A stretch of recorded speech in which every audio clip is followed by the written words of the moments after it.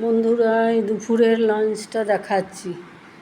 এই ভাত করেছি, গরম গরম ভাত, আলু করলা সানা, আর এই বেগুন। এই সকালে লিট্টি করেছিলাম ছাতু ভরে, ওর সাথে বেগুনের ভাতে, বেগুন টমাটোর আলু দিয়ে কাঁচা লঙ্কা দিয়ে বেগুন ভাতে, চোখা ওই যাকে বলে, আর পাঁপড়, এই টমাটোর পুড়িয়েছি চাটনি, আর এই মুসুরির ডাল জিরে দিয়ে ছোকে। শনিবারে পেঁয়াজ রসুন খাওয়া হয় না। আর এই বাঁধাকপি আলু টমাটোর দিয়ে তরকারি।